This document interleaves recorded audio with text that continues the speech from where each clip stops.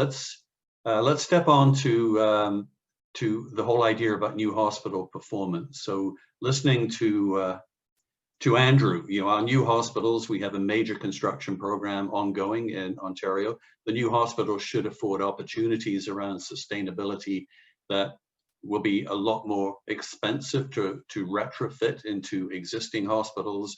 So the idea of getting it right the first time, getting the right things built into hospitals, and just to remind everybody, Greening Healthcare does report on the real performance of the right now 17 operational hospitals, just becoming 18 that are in play right now. And Andrew had referred to his disappointment with where Bridgepoint initially ranked, and we look forward to his ferocity getting them up the benchmark chart.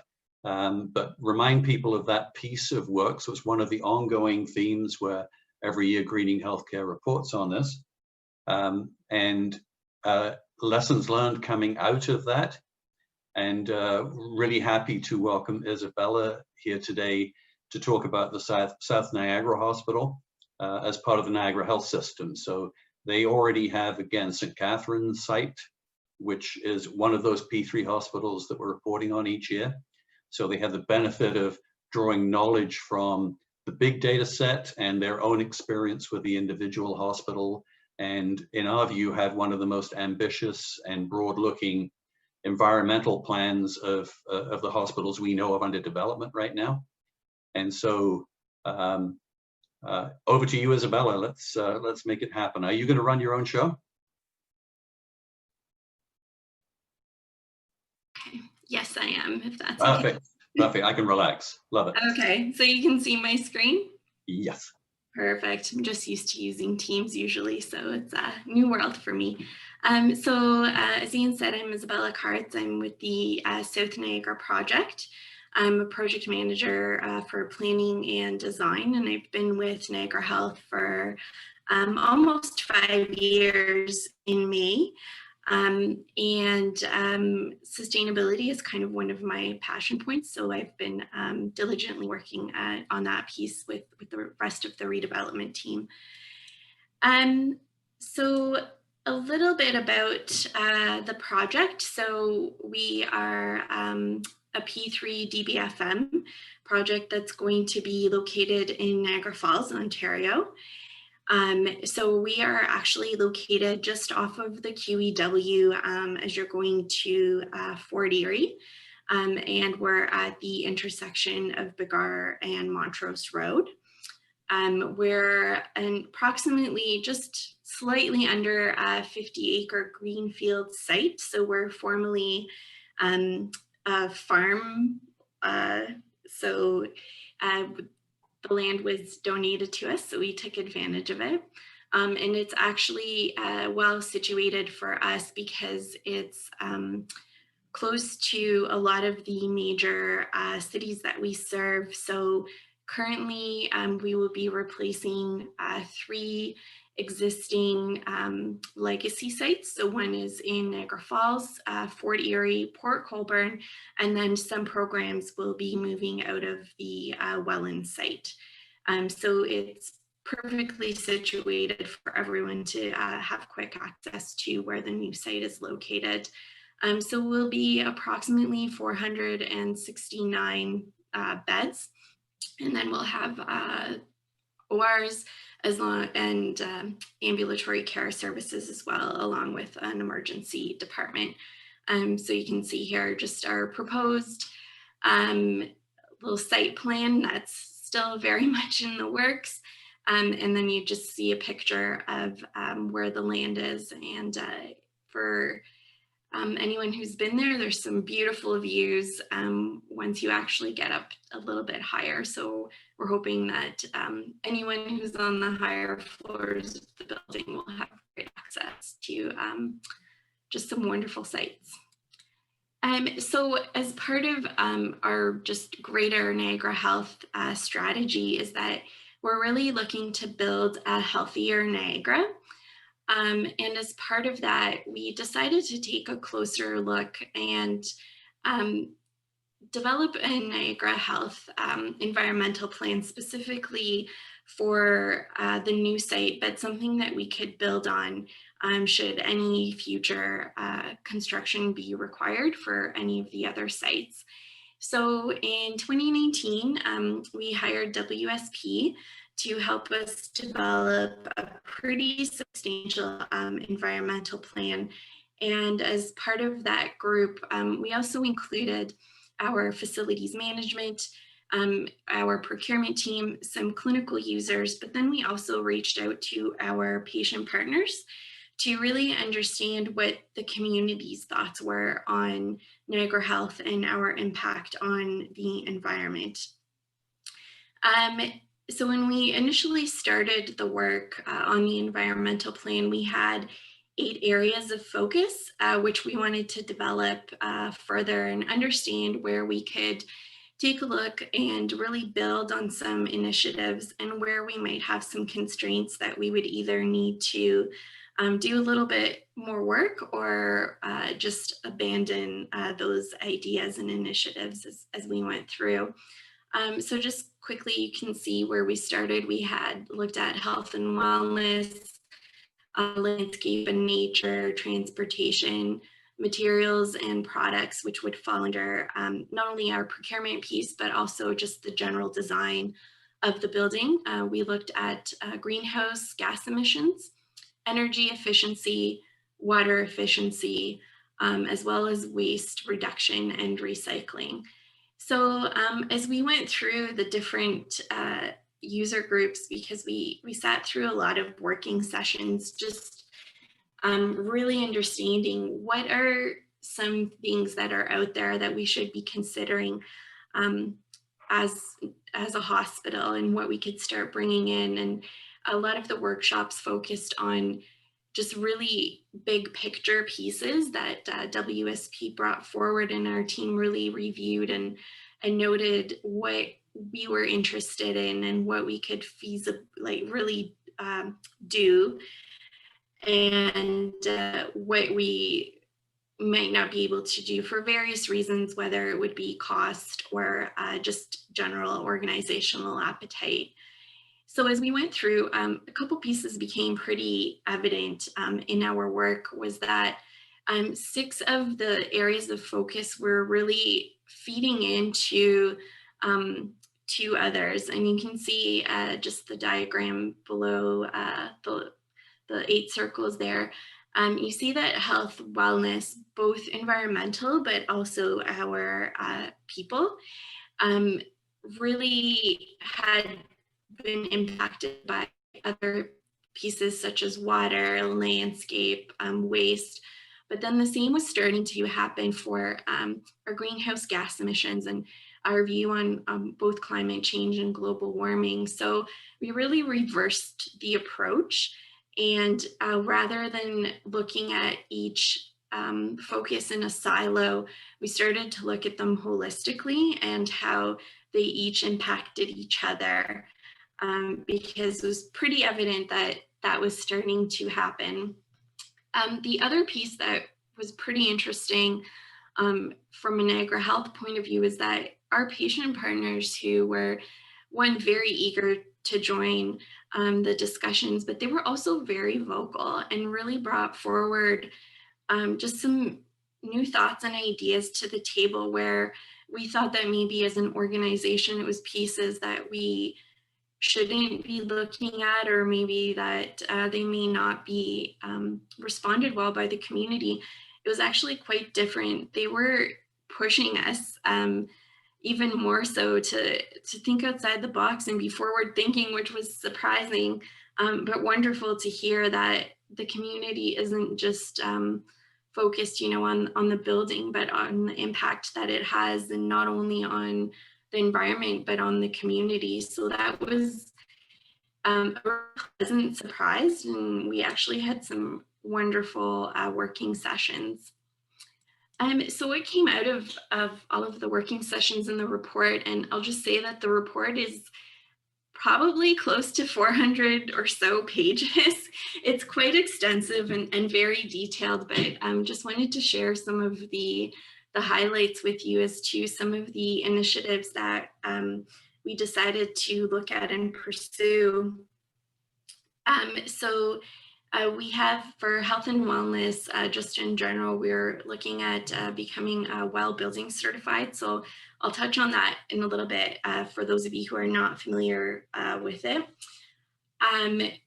We also looked at water efficiency. So some things that we're considering in our planning, and really just having really great discussions with our PDC team about is water usage targets. So this one is under review because a lot of the water usage is based on the users. So we wanted to make sure that what we were putting in place not only was beneficial to Niagara Health, but that we were being fair in what we were asking Project Co for. So our PDC team has suggested some other ways where we could still have a water usage target or reduce our water consumption, but just coming at it with a different approach rather than setting a strict target, which may or may not work well with the project agreement. We also looked at water submetering, efficient irrigation systems, and that's again if we decide to irrigate our site, and rainwater harvesting. We also looked at energy efficiency, and this one has some pretty interesting targets that maybe haven't been mandated in P3s before, which is a greenhouse gas intensity target, which actually Infrastructure Ontario was very much on board with. So we're really happy about that piece. And then also the total energy use intensity, which again is mandated as part of our PA and PSOS requirements for the new build. We're also looking at the thermal energy demand intensity, hopefully including some geo exchange on-site PV panels. So whether they're on site day one or not, we are still working on that and leaving some of that up to our proponents.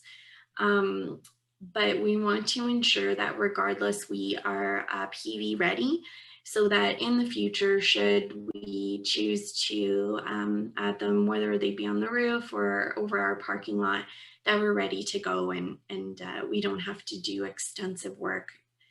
The other piece that we've talked about recently, and I think we're moving ahead with, was the anesthetic gas recapture. Apparently it's very bad for the environment. So since we're already going the distance with our environmental plan, we thought this was something we should definitely include. And then GHG emissions. So I know the rest of the team members have already talked about their future goals and going to zero carbon. We did briefly talk about whether that is an initiative we could undertake right now. Unfortunately, just due to time constraints, it's not something we were able to explore as much as we would have liked, but we wanted to make sure that that is something we could work towards should we want to. And then just, you know, some things around landscape, transportation, and then with regards to materials is another one I just wanted to touch on, was that not only did we want to make sure that we chose materials for the building, whether they be for the furniture and equipment or for the actual build itself, that they were environmentally friendly, but we wanted to make sure that there was a focus on the life cycle of the piece of the material, so that not only were we trying to pick pieces that are beneficial to the environment or don't have a large impact, but that they also last. Because we've had some lessons learned on previous projects where that maybe wasn't considered, and it actually ended up costing the hospital in the long run. And then, you know, the more you have to change finishes, you're impacting the environment. So that was something that we really wanted to make sure was included. The other piece was just around paperless and ICT environment. And I think every hospital has had this conversation where you assume that you're going to be paperless, but I don't think that's ever really going to be the case. Maybe in 20 years we'll all be paperless, but that's something that we're still working on. So one of the main initiatives, not only that we are going for LEED Silver, as most new builds are, that came out of this was that we didn't want to just think about our environmental plan in the literal sense. So although we do want to make sure that we have all of the considerations about energy savings and what our impacts are on the environment proper, but also what are the impacts on our occupants and our staff and patients, so in larger community with the new build. So something that we are pursuing with great support from Infrastructure Ontario. They've worked with us really closely on this, which has been great. It's been a real partnership. Is to become a WELL certified building. One of the things that we wanted to ensure is that not only were we cognizant of the environment, but that we were also increasing the health of our occupants, mainly our staff who are, some are there working long shifts, but also our patients and how that might impact them. So WELL focuses on 10 concepts, and they are around air, water, nourishment, light, movement, thermal comfort, sound, material, mind, and community. And it's very similar to LEED in the sense that you have different features for each of these concepts, and you get credits or points, and you're trying to go for, silver, gold, or platinum. The difference is that although the two complement each other in some ways, they also contradict each other in some ways. So you have to be careful. And the other piece really that's interesting with WELL, and we're learning quite a bit, is that it's currently only developed for office buildings. So we're really having to work with the WELL Building Institute on how we can adapt this to a healthcare environment. In a lot of cases, we're already meeting a lot of the requirements around some of these concepts, and in some cases, not so much. One of the things that we've really just been having a lot of discussions around is the air concept. And this one is something that we've talked about quite a bit, because there are very strict requirements with regards to WELL about the air quality, the testing that's required, and the ongoing monitoring that's also required. So it is also having an impact on our energy target, which we're trying to have pretty low, something around where Humber is or better. So we're having to do some interesting things just to make sure that we're still maintaining our energy targets, but still able to help with some of the WELL certification requirements. The other piece that I just will mention around WELL is that it's a little bit different than LEED in the sense is that you don't just kind of set it and forget it. Is that WELL requires you to be recertified every 3 years. So once we hopefully get our certification, in 3 years' time, after we submit our yearly reporting that's required, we'll have to get recertified, and you can lose your certification, but you can also upgrade your certification if you've done various upgrades or implementations into the building that meet some of the WELL requirements. So hopefully we might be one of the first in definitely in Ontario, but hopefully in North America and Canada to be WELL certified. So it's something that is really exciting for our team. So some of the lessons learned that have come out over our work with the environmental plan is to start early. We thought, we knew we were a bit tight on time, but we thought, okay, well, it's a year, so we have plenty of time to get some stuff done. Turns out not so much, so we still were pushing. So the earlier you can start with an environmental plan, the better. Have the team bandwidth, I would say, available for additional business cases out of our environmental plan. There's several business cases that we needed to look at to see what we were interested in pursuing and whether the return on investment was worth putting into the capital cost. And then also understand our organizational appetite and buy-in for initiatives. So we were very lucky with the fact that our leadership team, but also our board, we're very engaged in this process.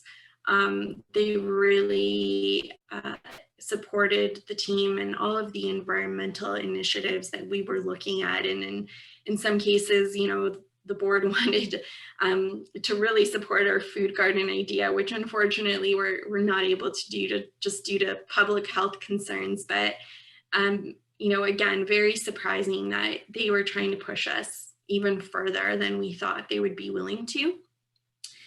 And then just consider the impact on your project budget and ROI. So again, for us, we're wanting to incorporate all of these initiatives, but again, we have to be mindful of the project budget. So depending on the size of it, we may have to do some adjustments, maybe not.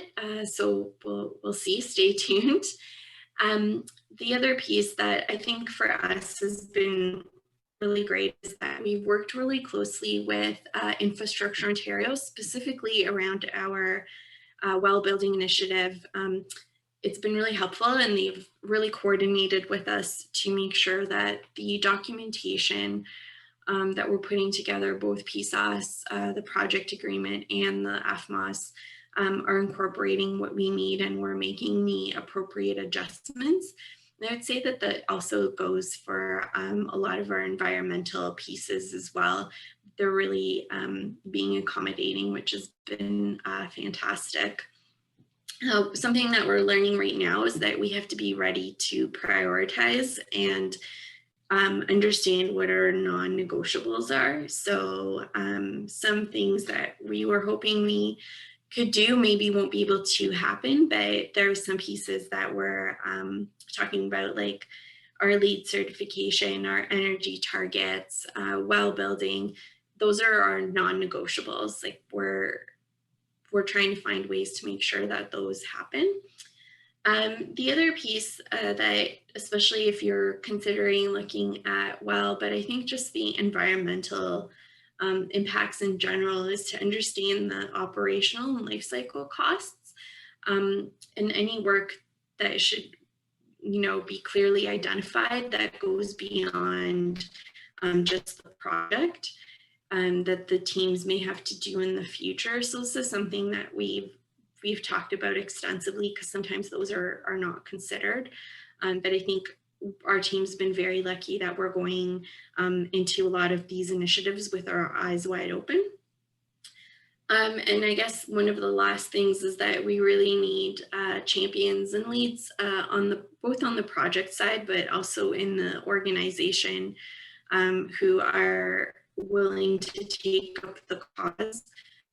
So for us, our FM team is fantastic. They're really great with wanting to just look at these initiatives and how can we implement them into the new build, but also in future projects.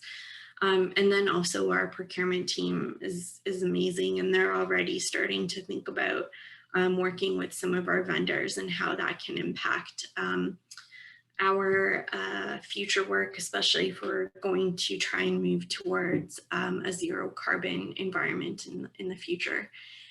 So the one question that I will leave you with, and Ian said I could ask this, so I will.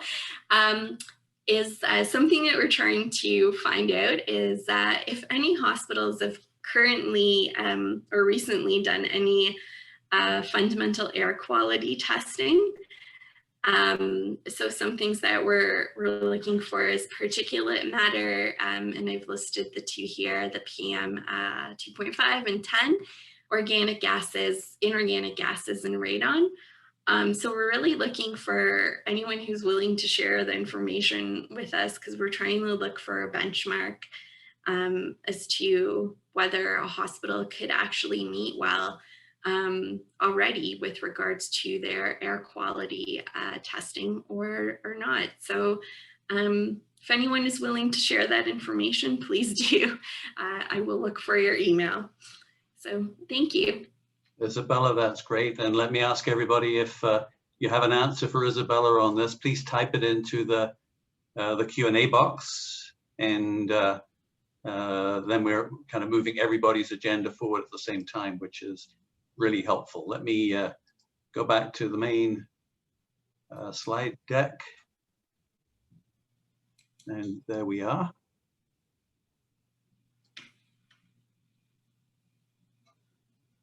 And Michael, is it in the right place? I think you're gonna have to skip past Isabella's presentation again. Yep.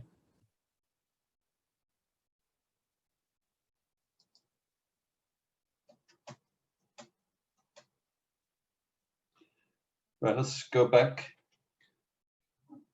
So two more subjects to go. One on the anesthetic gases fairly briefly, but the green teams, again, there's a lot of big thinking that's been shared already about how inclusive sustainability is. It's not a project for the facilities department. It engages the whole hospital community.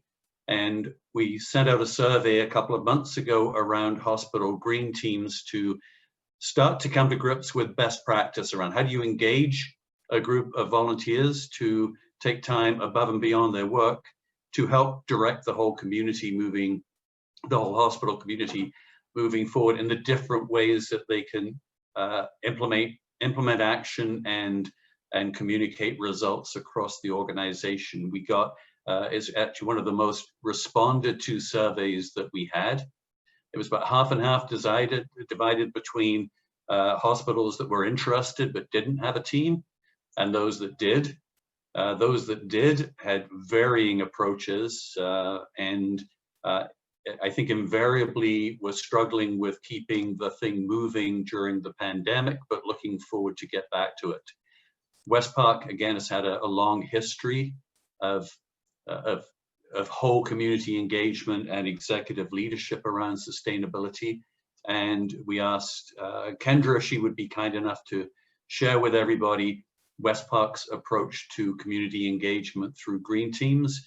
And it is one of the themes that we'll be looking to pick up in 2021 on a go-forward basis. So Kendra, can we pass this to you? Are you running your own slides, or are you going to tell me when to change? If you would like to change them for me, that's fine by me, Ian. There we go. Perfect. So thanks so much, Ian. As Ian mentioned, my name is Kendra Rainford, and I'm from West Park Healthcare Center. And I am an operational readiness coordinator with the team and also a sustainability coordinator. And today I've just been asked to speak to you guys about some of the things that we have done as an organization, not only to reinvigorate our environmental committee team, but also to help to keep things kind of rolling through a global pandemic and a healthcare system. So if you could just go to the next slide for me there, Ian. Of course, yes. So I guess first and foremost, we'll just tell you a little bit about who we are and our environmental legacy. So we are West Park Healthcare Center, as mentioned. We are a non-acute rehab and complex continuing care facility in the heart of North York, Toronto, Ontario. We are unique in the way that we are the stop for patients between acute care and home after a life-changing injury or illness. And we are the facility that helps patients to get their lives back and realize and reclaim their potential. We are sitting at an exact 301 beds as of yesterday's statistics and bed census. And the thing that's most unique about us and really has helped support our environmental legacy is our campus. It's often referred to as a park-like setting. So this grainy kind of black and white picture you can see here is very old, and most of these buildings actually aren't even with us anymore. But lots of trees. It's 27 acres, and throughout all of our care and operations, we have understood and respected our relationship with the land and tried to integrate nature into our care and practices. Next slide, please. So the first thing I'm just going to talk to you a little bit about is how to grow a green team. So these are some strategies that have worked for us at West Park over the years, and we're really happy with where we are now as far as our green committee. And we hope that you can take away a few points for yourselves. And again, we look forward to the discussion that if there's something that's not noted that you're doing at your organization, we'd love to hear. So the first and foremost thing that you can do is formalize your committee. No different than any other committee or working group within your organization, it has to be formalized. So develop a terms of reference document, set some ground rules, and make sure that you bring it up frequently and update it. And this is just your guiding principles for your entire committee. The next thing that you need to do, which sounds simple, but is often under executed, is diversify your members. So the first thing that I think we're hearing through trends of everyone's presentations today is that we need to include members from all programs and departments across the organization.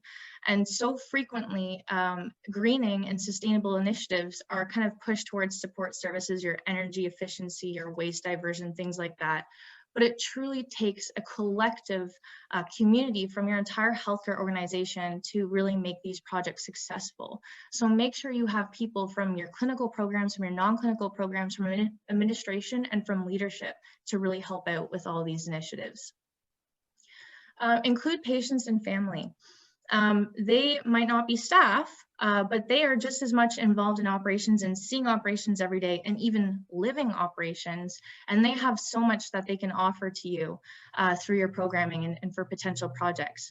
So if you can't get a patient maybe on the committee table at the meeting, then try and take the information to them. So if you have, for example, a patient family advisory committee, bring the information, the things you're working on to that committee and try and vet it through them that way. If you have vendors on site that you work with, or even people who are frequently on site, we're talking again and again today about procurement, get them to the table as well. So for us, we have a long-term care home that operates on West Park campus. It's a 200-bed facility. We've developed a relationship with them that's working with the environmental committee, where they have their administrator as well as their manager of environmental services who sits with us. And we try and collaborate as many ways as we can and share resources to help each other out for environmental sustainability. We are on the same campus, we have the same environment, and we have the same planet, and we want to help each other out.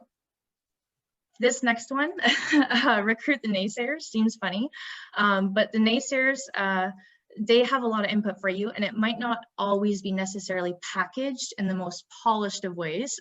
Typically, when somebody comes to you with a statement like, you know, we can't be Green Hospital of the Year with this, this, and this, or a problem, respond positively and invite them to actually join your environmental committee. They have the same intentions as you do for the committee and for the organization.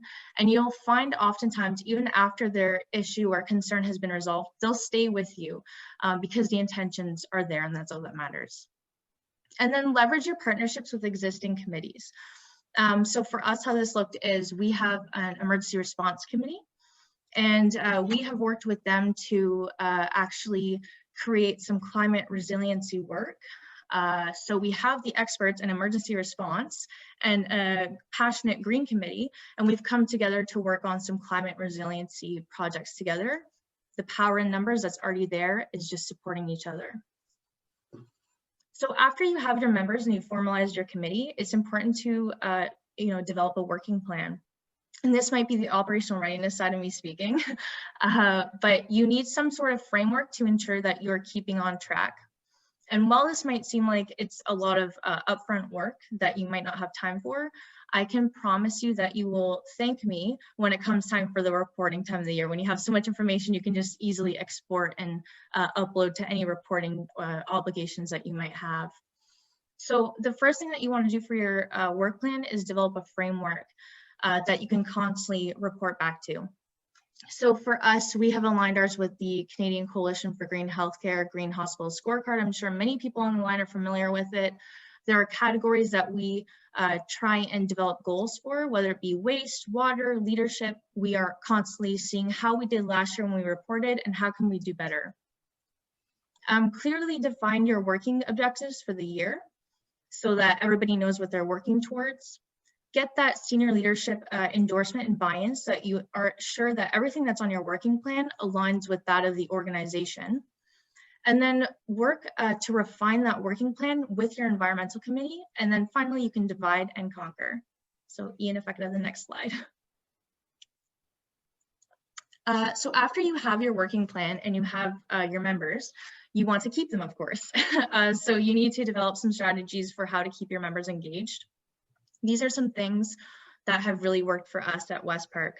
I know the first one sounds so novice and simple, but I understand that not every organization has full-time FTEs or bountiful resources to support sustainability. But nonetheless, try to pre-circulate your meeting materials, get the information out to the members so they know what they can come prepared to speak to for that specific meeting. It will just keep them engaged. One thing we've done to help combat resources is actually share accountabilities for meeting minutes and things like that, so that it's not just all falling onto one person. Involve members in projects that are of interest to them. It seems so simple, but this is often something that we overlook or don't do enough of.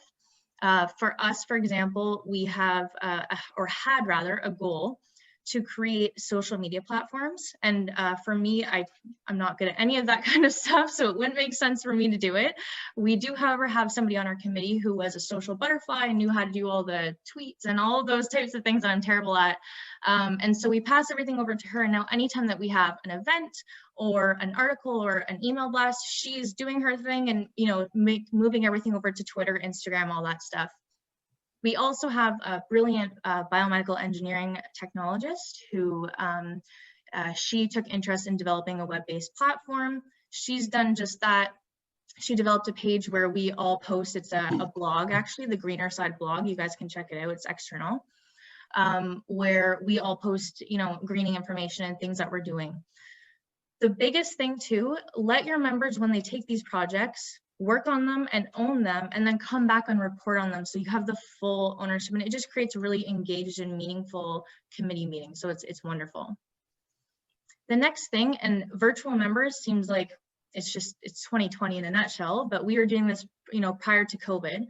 Don't get discouraged if one meeting you have 20 people around the table and then the very following month you might have 4.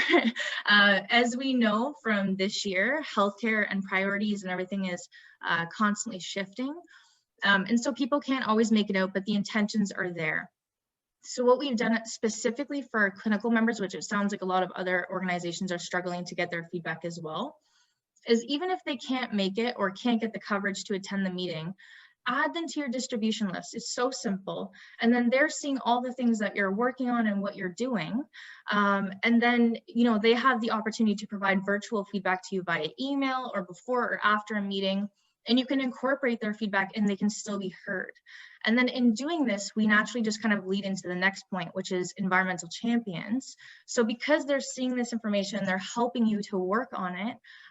When you let them go back to their respective departments or areas, they're naturally talking about the things that you're working on and helping you advocate for those things, even if they didn't necessarily attend the meeting.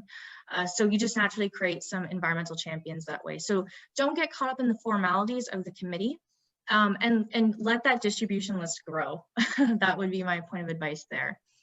And then last but not least, it can't all be policies and procedures and waste diversion, energy conservation. Have to have some fun. So make it fun for your committee members. Think of some events that will draw people to you so you can showcase your efforts and provide education, but in a fun way. And your committee members also enjoy participating and planning for these events. So each year, and again, 2020 has looked very different. But each year we usually have like a community cleanup. We're in collaboration with Clean Toronto Together. And we also usually do educational fairs and eco markets. So there's lots of different things to, get people out there and talking. So with all of that said, 2020, again, can't emphasize enough, has been very different for us.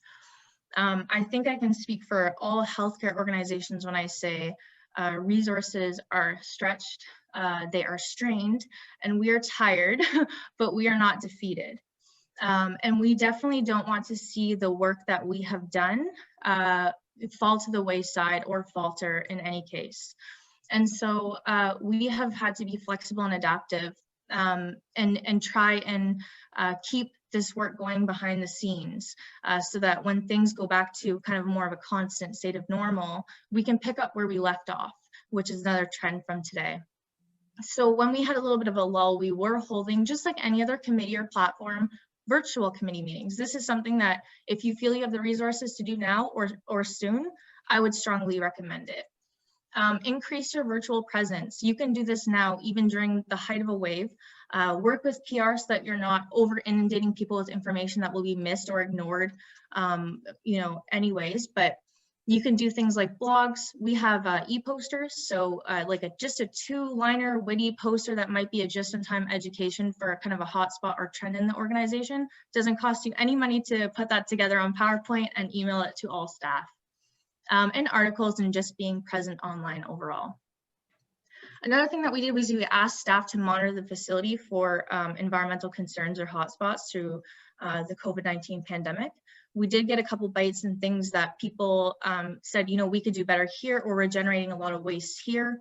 And it helped us to respond and change our course of action for the second wave, which is really great. Even the smallest of details mean a lot to your staff, and seeing that change really helps them as well. I think I've said this 15 times so far, but being flexible and adaptive, of course, is key. And then the biggest thing that's, I think, the most meaningful, and I welcome so much discussion to this after, this is really exciting point to me, is just what Ian mentioned early about never wasting a good crisis. This is our opportunity right here. We see the parallels between COVID-19 and between the climate crisis. And we understand from our response this time around that when we respond in isolation, we can only do so much. But when we respond as a health system, we can make very lasting and meaningful impact and change the course of action. So looking forward to hearing some of the thoughts and ideas about working collectively on certain projects and things moving forwards. All right, so on a little bit of a lighter note, the future is green. Just wanted to also showcase our new building. So the earlier grainy photo, we are going to step in a portal all the way to a future state rendering of West Park, a brand new 730,000 square foot, 6-story building that we are going to continue to build our green legacy within. So throughout all courses of the design, and through now going into operational readiness, we have tried to maintain a connection to the natural environment, because that is our very heritage and our very roots at West Park. We anticipate a reduction in water and energy use, of course, with all of our new equipment and infrastructure. There'll be lots of daylight, borrowed daylight, and access to beautiful views on our 27-acre campus, and of course with the neighboring Humber River. We expect improved indoor air quality. We actually have 100% outdoor air exchange. So I like to, my favorite line is, we will recycle everything except for air. 50% of our future state roofing is green or living. We're a bird-friendly building. The trees, it's been very heavy on our hearts that we lost a lot of our trees on campus, obviously, to make room for the new building footprint. But one thing that's wonderful is for every one tree rather that's cut down, we will replace 3 in its place. So we know it will take a long time to grow back to what it was, but the planting will happen, and that will definitely help us out. And we also have electric vehicle charging and transportation parking and things like that, and so much more. We could go on for days. It will be a beautiful building. But with all that said, with all that beautiful infrastructure comes great responsibility to ensure that our operations inside of those walls actually match the new infrastructure that we are blessed with. So some things that we have done and that you can do, and it might not be a brand new facility or a whole facility, but even if you have a smaller scale project like the redevelopment of a unit or a department, or even a renovation project within your healthcare organization, apply that sustainability lens. advocate for greening in all areas of the design, shoot for the stars, ask for more in advance. And I think even Isabella had mentioned, implementing that infrastructure so that if you decide you want to add, solar panels or things like that later on, it's there. You can make the decision later. We are also thinking about greening through all of our integrated working groups and the things that we're doing to prepare to start to move. How can we transition operations as green as possible? And last but not least, we are starting to focus on the future, which is very exciting. It sounds like we could learn from each other for this process as well. We have shifted from planning the physical design of the building to actually designing the operations of our healthcare center. And so we want to ensure that we're planning and picking things that align with the strategic direction of our hospital, support our legacy, and give us some really innovative and exciting projects to work on over the next few years as we get ready to operationalize this beautiful building and continue on our green legacy. So that's really exciting, and the work that we've done to date. So I think I've got one more, Ian. So that's everything I have for you today. Thank you so much for all of your listening, and I look forward to the discussion. And I would just end with, we wish you a very green and of course, healthy, safe holiday season from all of us at West Park Healthcare Center. Thank you. Thank you so much, Kendra. That's, as always, high energy and high content. Amandeep, let's ask you quickly to bring it home with the content here, and then we'll talk a little bit about 2021. Definitely. Thanks, Ian. Thank you, included. So we're doing an update on operating room ventilation guide, and you will see a part of that. But one of the sections that's been recently added to is on the anesthetic gas recovery, which is what we're going to cover today briefly. So the technical bulletin has been updated on the Greening Healthcare website. So this is sort of a collaborative approach that Greening Healthcare usually takes with all of its research work. And it is also publicly available. So if you haven't got a chance to look at it, you can go on to the Greening Healthcare website, download this. This is only a 2-pager, it wouldn't take much time to read it. And if you can't find it, you can always reach out to Michael and myself. We'll show you where it is located. So just the background on it. So why we picked this particular topic or this particular anesthetic gas recovery, because as you have heard from Kathy's and Fiona's participation, that this is one of the areas which is contributing a significant amount of greenhouse gas emissions in the hospital. So just to get a rough idea, if you want to quantify how much influence these anesthetic gases have on your facility, you can just use these rough numbers, which our typical ORs is around 110 CO2 equivalents per year for a particular one OR, and times the number of ORs will give you how many total tonnage is coming from these anesthetic gases. Now, again, another factor in anesthetic gases is they're expensive, so it's caused a burden on the capital of the on the capital itself. So this is something also to be considered as a sort of a theme with all of these things we talked about. This perfectly fits into the recovery and recycle theme that we have talked about. So anesthetic gases that we currently use, how can we recover that so we can offset that gas usage or offset that greenhouse gas emission from this anesthetic gases? There are 2 Canadian companies, and we should be proud of that, that we have come across that have substantially invested in the research of these technologies. This Class 1 Inc. and Blue Zone Technology Limited. They offer similar products in terms of recovering those gases that are being used in the OR rooms, either locally or centrally. And we sort of kind of recommend you, if you have a business case within your organization, you should directly reach out to us, or you can come to talk to Michael or myself. We can kind of collaborate those initial introductions, so you can kind of look at your business case for that.